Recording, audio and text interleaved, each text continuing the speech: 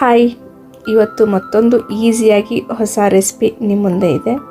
So ಇದು crispy chilli baby corn ಮಾಡೋದು ಹೇಗೆ ಅಂತ ನೋಡೋಣ.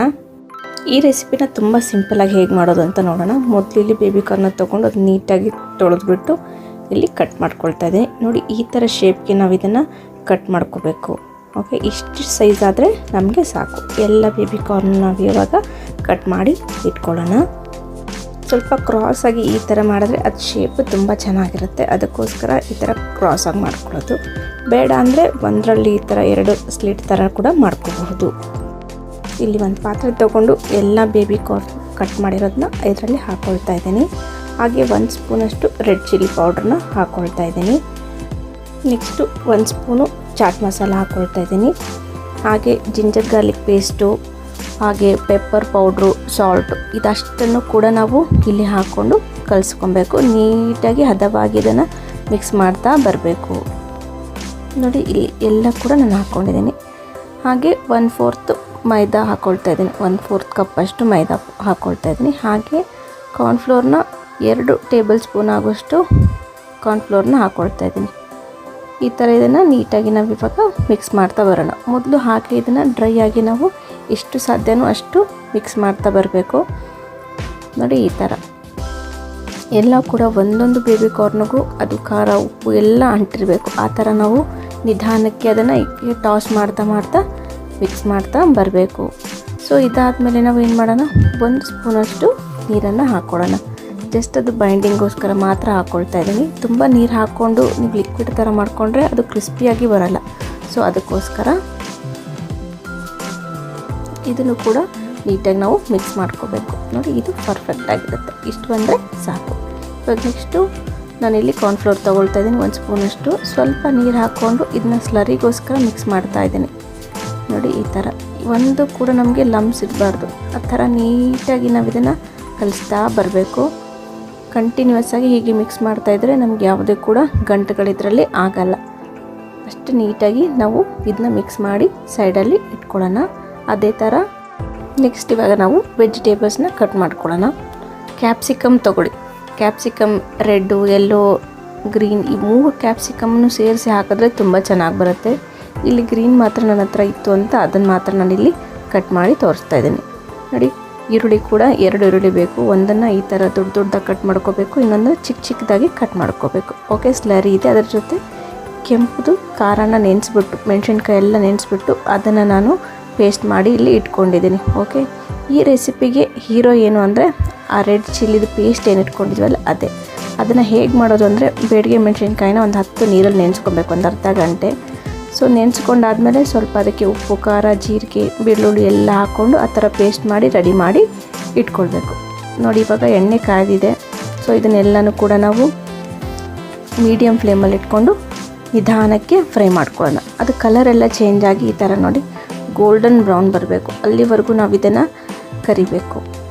ಓಕೆ, ಈ ರೆಸಿಪಿಗೆ ನಮಗೆ ತುಂಬ ಈಸಿಯಾಗಿ ಮಾಡ್ಬೋದು. ಅಂದರೆ ಏರ್ ಫ್ರೈಯರ್ನಲ್ಲಿ ಇದನ್ನು ಹಾಕಿದ್ರೂ ಕೂಡ ಈಸಿಯಾಗಿ ಆಗತ್ತೆ. ನೋಡಿ, ಇವಾಗ ಎಲ್ಲ ಕೂಡ ನೀಟಾಗಿ ಫ್ರೈ ಆಗಿದೆ. ಇದನ್ನು ನಾವು ಸೈಡಲ್ಲಿ ಎತ್ತಿ ಇಟ್ಕೊಳ್ಳೋಣ. ಇವಾಗ ಇನ್ನೊಂದು ಬ್ಯಾಚ್ ಇದೆ, ಅದನ್ನು ಕೂಡ ನಾನಿಲ್ಲಿ ಕರೆದುಬಿಟ್ಟು ಸೈಡಲ್ಲಿ ಎತ್ತಿ ಇಟ್ಕೊಳ್ತೀನಿ. ಎಷ್ಟಾಗುತ್ತೋ ಅಷ್ಟು ಇದನ್ನು ನೀವು ಮೀಡಿಯಮ್ ಫ್ಲೇಮಲ್ಲಿ ಕರೆದುಬಿಟ್ಟು ತಗೊಳ್ಳಿ. ಓಕೆ, ಹೈ ಫ್ಲೇಮಲ್ಲಿ ಇಟ್ಟರೆ ಎಲ್ಲ ಸೀದೋಗ್ಬಿಡುತ್ತೆ. ಎಷ್ಟಾಗುತ್ತಷ್ಟು ಮೀಡಿಯಮ್ ಫ್ಲೇಮಲ್ಲಿ ಇದನ್ನು ನೀವು ಮಾಡಿ. ಒಂದು 2 ಸ್ಪೂನಷ್ಟು ಎಣ್ಣೆನ ಹಾಕ್ಕೊಂಡಿದ್ದೀನಿ, ಅದೇ ಕರೆದಿರೋ ಎಣ್ಣೆನೇ. ಸೊ ಮತ್ತು ಇಲ್ಲಿ ಈರುಳ್ಳಿ ಕಟ್ ಮಾಡಿ ಇಟ್ಕೊಂಡಿದ್ವಲ್ಲಿ ಚಿಕ್ಕದಾಗಿ ಎಲ್ಲ ಈರುಳ್ಳಿನೂ ಕೂಡ ಹಾಕ್ಕೊಂಡಿದ್ದೀನಿ, ದೊಡ್ಡ ಸೈಜು, ಚಿಕ್ಕ ಸೈಜು. ಹಾಗೆ ಈರುಳ್ಳಿನ ಸ್ವಲ್ಪ ನಾವು ಎಣ್ಣೆಯಲ್ಲಿ ಫ್ರೈ ಮಾಡ್ಕೋಬೇಕು. ನೋಡಿ, ಹಾಗೆ 1 ಸ್ಪೂನಷ್ಟು ಜಿಂಜರ್ ಗಾರ್ಲಿಕ್ ಪೇಸ್ಟ್ನ ನಾನಿಲ್ಲಿ ಹಾಕ್ಕೊಳ್ತಾ ಇದ್ದೀನಿ. ನಿಧಾನಕ್ಕೆ ಇದನ್ನು ನಾವು ಇಲ್ಲಿ ಮಾಡುವಾಗ ಫ್ಲೇಮ್ನ ಸ್ವಲ್ಪ ಹೈಯಾಗಿ ಇಟ್ಕೋಬೇಕು. ಓಕೆ, ಹಾಗೆ ಏನು ಮೆಣಸಿನ್ಕಾಯಿ ಅಂದರೆ ದಪ್ಪ ಮೆಣಸಿನ್ಕಾಯಿ ಕಟ್ ಮಾಡಿ ಇಟ್ಕೊಂಡಿರ್ತೀವಲ್ಲ ಅದನ್ನು ಅಷ್ಟನ್ನು ಕೂಡ ಇಲ್ಲಿ ನಾವು ಆ್ಯಡ್ ಮಾಡ್ಕೊಳ್ಳೋಣ. ಇವಾಗ ನೀವು ಫ್ಲೇಮ್ನ ಹೈ ಇಟ್ಕೊಳ್ಳಿ. ಹಾಗೆ ಇದನ್ನು ಕಂಟಿನ್ಯೂಸ್ ಆಗಿ ಮಿಕ್ಸ್ ಮಾಡ್ತಾ ಬರಬೇಕು.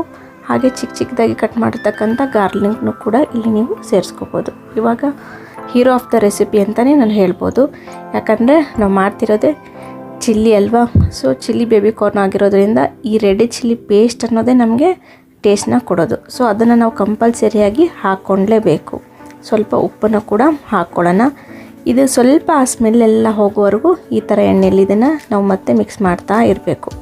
ಇವಾಗ ಸ್ಲರಿ ಏನು ಮಾಡಿಟ್ಕೊಂಡಿರ್ತೀವಲ್ಲ ಅದನ್ನು ಕೂಡ ಇಲ್ಲಿ ನಾನು ಹಾಕ್ಕೊಳ್ತಾ ಇದ್ದೀನಿ.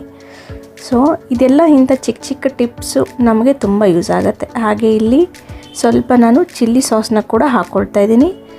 Okay, soya sauce tomato sauce ಬೇಕಾದರೂ ಕೂಡ ನೀವು ಹಾಕೋಬೋದು, ಇಲ್ಲಾಂದರೆ ಅದನ್ನು ಸ್ಕಿಪ್ ಮಾಡ್ಕೊಳ್ಳಿ. ಟೊಮೆಟೊದು ಹಾಕ್ಕೊಂಡ್ರೆ ಸ್ವಲ್ಪ ಸ್ವೀಟ್ ಥರ ಅನಿಸುತ್ತೆ. ಸೊ ಅದಕ್ಕಾಗಿ ನಾನು ಇಲ್ಲಿ ಸ್ಕಿಪ್ ಮಾಡಿದ್ದೀನಿ. ನೋಡಿ ಈ ಥರ. ಇವಾಗ ಫ್ಲೇಮ್ನ ಸ್ವಲ್ಪ ನಾವು ಕಡಿಮೆ ಮಾಡ್ಕೋಬೇಕು. ಸ್ವಲ್ಪ ನೀರು, ಸ್ವಲ್ಪ ವಿನಿಗರ್ ಕೂಡ ಇಲ್ಲಿ ಹಾಕ್ಕೊಳ್ತಾ ಇದ್ದೀನಿ. ಇದು 1-2 ನಿಮಿಷ ನಮಗೆ ನೀಟಾಗಿ ಸ್ವಲ್ಪ ಕುದಿಯೋ ಥರ ಅನಿಸ್ಬೇಕು. ಇಲ್ಲಿ ನೋಡಿ ಹೀಗೆ. ಇಷ್ಟಾದರೆ ರೆಸಿಪಿ ರೆಡಿ. ಇವಾಗೇನು ನಾವು ಕರೆದುಬಿಟ್ಟು ಎಲ್ಲ ಇಟ್ಕೊಂಡಿರ್ತೀವಲ್ಲ ಬೇಬಿ ಕಾರ್ನು, ಅದನ್ನು ಎಲ್ಲ ತೊಗೊಂಡು ಬಂದು ಇಲ್ಲಿ ಸೇರಿಸ್ಕೊಳ್ಳೋದು. ನೋಡಿ ಎಷ್ಟು ಚೆನ್ನಾಗಿದೆ. ಕಲರ್ ಕೂಡ ಅಷ್ಟು ನೀಟಾಗಿ ಬಂದಿರುತ್ತೆ. ಓಕೆ, ನೋಡಿದ ತಕ್ಷಣವೇ ಹಾಗೆ ತಿನ್ನಬೇಕು ಅನಿಸ್ಬೇಕು, ಅಷ್ಟು ಚೆನ್ನಾಗಿ ಈ ರೆಸಿಪಿ ರೆಡಿ ಆಗುತ್ತೆ. ಇವಾಗ ನೀವು ಮತ್ತೆ ಇದನ್ನು ಮಿಕ್ಸ್ ಮಾಡ್ಕೊಳ್ಳೋಣ. ಇವಾಗ ಫ್ಲೇಮ್ನ ನೀವು ಸ್ವಲ್ಪ ಜೋರಾಗಿ ಇಟ್ಕೊಳ್ಳಿ, ಅಂದರೆ ಹೈ ಇಟ್ಕೊಳ್ಳಿ, ಅಂದರೆ ಅದು ಚೆನ್ನಾಗಿ ಟಾಸ್ ಆಗುತ್ತೆ. ಎಲ್ಲ ನೀಟಾಗಿ ಮಿಕ್ಸ್ ಆಗ್ತಾ ಇರುತ್ತೆ ಕಂಟಿನ್ಯೂಯಸ್ ಆಗಿ. ಸ್ಮೆಲ್ ಕೂಡ ಅಷ್ಟು ಚೆನ್ನಾಗಿ ಬರುತ್ತೆ ನಿಮಗೆ. ಹೋಪ್ ಈ ವಿಡಿಯೋ ನಿಮಗೆ ಇಷ್ಟ ಆಗಿದೆ ಅಂತ ಅಂದ್ಕೊಳ್ತೀನಿ. ಲೈಕ್ ಮಾಡಿ, ಶೇರ್ ಮಾಡಿ, ಕಮೆಂಟ್ ಮಾಡಿ. ಹಾಗೆ ಯಾರು ಸಬ್ಸ್ಕ್ರೈಬ್ ಮಾಡ್ತಾ ಇಲ್ಲ ಅವರೆಲ್ಲರೂ ದಯವಿಟ್ಟು ಚಾನಲ್ನ ಸಬ್ಸ್ಕ್ರೈಬ್ ಮಾಡ್ಕೊಳ್ಳಿ. ಹೀಗೆ ನಾನು ಮುಂದೆ ಕೂಡ ಒಳ್ಳೊಳ್ಳೆ ರೆಸಿಪಿನ, ಈಸಿಯಾಗಿ ಮಾಡ್ತಕ್ಕಂಥ ರೆಸಿಪಿನ ನಿಮ್ಮ ಮುಂದೆ ತೊಗೊಂಡು ಬರ್ತಾಯಿನಿ. ಓಕೆ, ನೋಡಿ ಈ ಥರ ನಾವು ಒಂದು ಸರ್ವಿಂಗ್ ಬೌಲ್ನಲ್ಲಿ ಬಿಸಿ ಆಗಿರುವಾಗಲೇ ಕೂಡ ಇದನ್ನು ಈ ಥರ ಸರ್ವ್ ಮಾಡಿದ್ರೆ ತುಂಬ ಟೇಸ್ಟಿಯಾಗಿರುತ್ತೆ. ಮೇಲ್ಗಡೆ ಸ್ವಲ್ಪ ಕೊತ್ತಂಬರಿ ಸೊಪ್ಪು, ಹಾಗೆ ಮಕ್ಕಳಿಗೆ ಬೇಕಂದರೆ ಸ್ವಲ್ಪ ಸಾಸ್ ಜೊತೆ ಕೂಡ ನಾವು ಇದನ್ನು ರೆಸಿಪಿನ ಕೊಡ್ಬೋದು. Thank you. ಮತ್ತೆ ಸಿಗೋಣ.